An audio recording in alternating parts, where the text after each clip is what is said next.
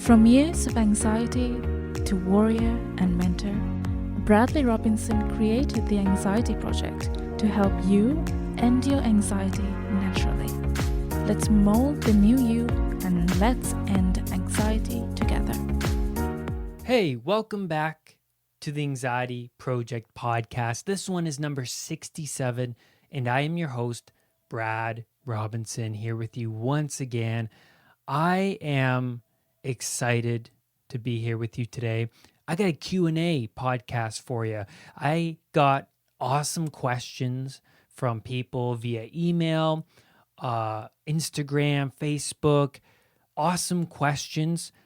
And if you have a question, ask me. You can Facebook me and Instagram me and go to my website at unpluganxiety.com and send me a question. When you go under contacts, you can just write out a question and it'll email right to my inbox. And I'll answer it for you then and on this podcast. So I have some really great questions. I'm going to start off with the first question from Julia.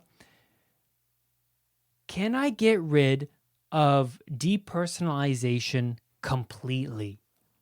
A very powerful question, a very great question. Depersonalization affected me and was a huge challenge when I was going through my anxiety disorder. I didn't even know what it was. It was a strange feeling. Depersonalization is the feeling of being disconnected with yourself and from reality. It feels like you're walking around in third person, like you're a video game character, because when you play those video games, you see the character on screen, but you're the one controlling him, right? So depersonalization is that same feeling. You feel disconnected, but most importantly, you feel like a puppet, and you feel like you're not in control of yourself and your movements, and also what you say. Sometimes I would say ridiculous things, and I would think to myself, why did I just say that? That was so stupid. So I felt like I wasn't in control. I was a puppet. Someone with depersonalization feels emotionally numb and averts all their attention onto themselves rather than others, and any responsibilities they have which were relevant becomes irrelevant. So all of those important tasks become irrelevant because an anxiety sufferer becomes more internal. They're concerned about their health, how they're feeling, rather than other important responsibilities in the outside world. And that was me. I was concerned over how I was feeling. I was confused. I was bewildered. I didn't have time to take on any of the responsibilities at home or at work and whatever it was. I was so internal. I was concerned how I was feeling. And there was a moment that I'll never forget. And this sums up depersonalization in a nutshell. I was crossing the street and my anxiety was at a level 10. I felt traumatized. I was crossing the road, not at an intersection, but just jaywalking at a certain part of a busy street. And I wasn't paying attention to my surroundings. And I almost got hit by a car. It was close. The car whizzed right behind me. And as soon as I got up on the curb, I looked at the car that just passed me and I was like, whoa, I did not see that car. I was so encapsulated in my internal world that I wasn't paying attention to the car passing by. I looked both ways. I went, but I was in my own bubble that I wasn't careful enough. And as soon as that car went by, I didn't feel shocked that I almost got hit. I was already in a sensitized, traumatic state that event didn't really overwhelm me because I was already in this anxious, overwhelmed state. I was surprised that I didn't even see that car. And so I felt like I was in this blurry bubble, detached from everything around me, my external world, so detached that I didn't pay attention to see that car coming. And so that's my experience with depersonalization. And that's not the only day. Depersonalization was something that occurred often. And so I was in this traumatic state. The amygdala, which is the fight or flight response in your brain, is continually active, causing you to be sensitized to the world around you. Being stuck in fear mode is depersonalization essentially. To cope with any physical or mental trauma, the body goes into defensive mode. My amygdala was activated, my fear response is active, my body is in defensive mode, and you will feel detached from rational thoughts. You will feel detached from your external environment. Your body is in defensive mode. Your body has detected something as a threat and is reacting accordingly. So how can we get rid of depersonalization? Well, once you move yourself from being at an anxiety level of a 10 to a 5, you will feel more present and less of a puppet. Your depersonalization lessens when your fear response lessens. So it's all about activating the parasympathetic nervous system instead. This system is your rest and digest system. So once you activate the parasympathetic nervous system, what happens? Well, the anxiety response lessens.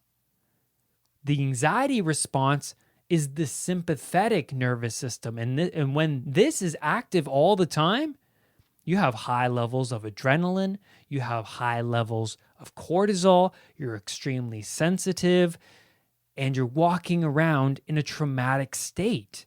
So to activate the parasympathetic nervous system, it's important to engage in anxiety-reducing techniques, mindfulness practice, which can be done through meditation or just sitting at the park, focusing your attention on the grass or the trees, whatever it is. Mindfulness and mindfulness meditation. Meditation reduces this stress response, the amygdala activation, get you more in the present moment, get you more in tune with yourself. Journaling is fantastic, gets you truthful and in tune with your feelings, time in nature, reducing TV and social media, just being with yourself, exercising. Exercising is great for releasing the dopamines and feeling good. Breathing exercises, very important, like the Wim Hof method, or just focusing on your breathing throughout the day activates the parasympathetic nervous system. These exercises, these techniques are crucial for reducing the stress in your life. People tend to put band-aids on their anxiety, but it's important to get into new habits like these to reduce anxiety. So you have to add order to the chaos. There's people with severe anxiety disorders are thrust into chaos. Everything's chaotic. They're extremely sensitized. Something traumatic has happened in their lives, or they're reliving past traumas. They're stuck in chaos. So adding order to the chaos is necessary. Structure is necessary. When you feel stuck in depersonalization, also going into complete acceptance is crucial. Acceptance mode. Acceptance mode is crucial. Surrendering to those feelings. Because anxiety sufferers tend to experience symptom stress, which is stressed about being stressed. Stressed about being stressed. So surrendering to those feelings, those uncomfortable feelings, is important for reducing your depersonalization. If you keep responding to depersonalization, those feelings emotionally, you keep it alive. You keep paying attention to those feelings. You are not going crazy as well. You're not going crazy, or you're not about to faint, or you're not suffering from a strange, unusual illness the doctors can't detect. Your body is in defensive mode. The anxiety is triggered. Your amygdala is active. And you feel all of these bodily sensations. You feel detached. You feel like a puppet. You're in a heightened state of anxiety. Accept the feelings and begin activating the parasympathetic nervous system. Number 2, the second question I am going to answer is, can you talk about night terrors? From Shaz. And night terrors is something that was common when I was going through my anxiety disorder. With me, I would wake up in the middle of the night shaking, gasping for air. And it was so terrifying to me that I didn't want to go back to sleep because I felt like I wasn't going to wake up. I woke up in panic in the middle of the night, grasping for air. I felt like I couldn't breathe. I couldn't get enough oxygen in my lungs. So I woke up in panic. So I woke up in the middle of the night, essentially having a panic attack. Even when you're asleep, you're sensitized. So, you're sensitized all day. Your anxiety response is active. And you go to bed, doesn't mean that it goes away. Your problems are still with you. Your problems are with you unconsciously. And when you're asleep, you access your unconscious mind more. So our thoughts become extremely active during deep levels of sleep. Whatever we are stressed about keeps us tossing in our sleep. If you're going through highly emotional traumas, then that will most definitely interrupt your sleep. It will show up unconsciously in your dreams, in your deepest of sleep, your REM sleep. Unresolved emotional memories keeps you in that traumatic state. The body is 100% memory. You may be reliving the traumatic memory in your sleep. Recalling the emotional event causes you to actually re-experience the visual senses felt during the original event. Traumatic people feel chronically unsafe in their bodies. When you cannot comfortably notice what is going on inside yourself, you respond to any sensation or feeling by shutting down or going into panic. You develop a fear of fear itself.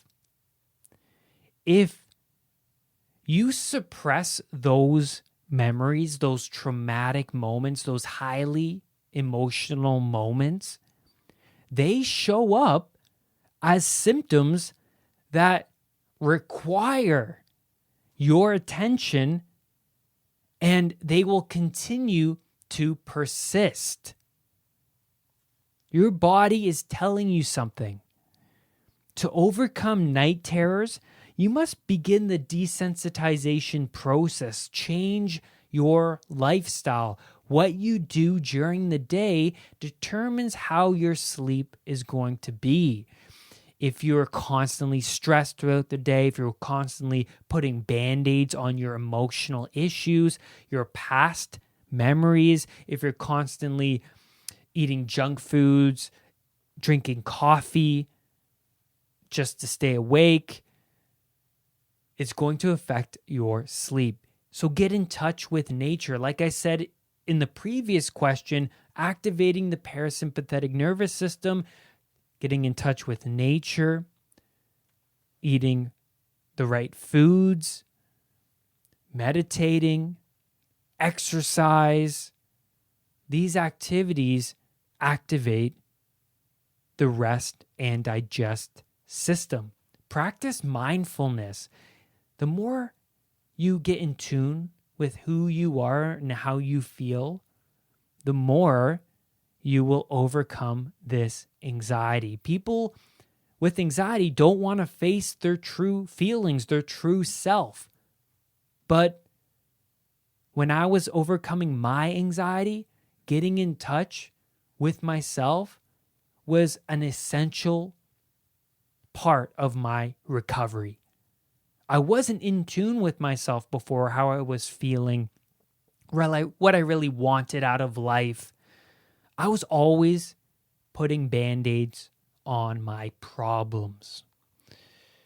Number 3, the third question is, what would you say to someone who doesn't believe anxiety recovery is possible? Thank you, Callahan, for this awesome question. Well, I would tell them in one sentence, I would say, you don't want to recover as badly as you think you do. That's what I would say. I had to ask myself at first important questions. If I don't recover in a year's time, what will my life be like? What will my relationships be like if I don't change? Will I actually develop a real physical illness if I don't change? If I keep my anxiety response active, will I actually develop a real illness? I attached so much pain to not changing that I began to do everything I could to change. All that pain pushed me towards recovery. I had enough. I got so angry with myself, and I took on the responsibility. I knew that I have to change in order for my external world to change. I was blaming everybody. I was blaming my parents. I was blaming my friends. I was blaming God for making me this way. But the truth is, until I took responsibility for my anxiety, I wasn't going to change. I had to do the work. I had to push through the pain in order to overcome this life challenge. So you have to pick your sacrifice. You have to give up the attachments you have over the unproductive, toxic lifestyle choices that only pull you down, that only keep you in your anxious state. When I began to pull away from my old lifestyle, and when I started to implement new habits in my life, I felt cognitive dissonance. Cognitive dissonance is feeling, thinking, or behaving in a way that you are not accustomed to. And this will cause resistance, right? When you reach this cognitive dissonance, when you start acting in a different way that you're not accustomed to, you're going to have tendencies to fall back in your old habits, your old ways, unconsciously, because that's what you've practiced the most. That's what I practiced the most. I practiced anxiety for a long time.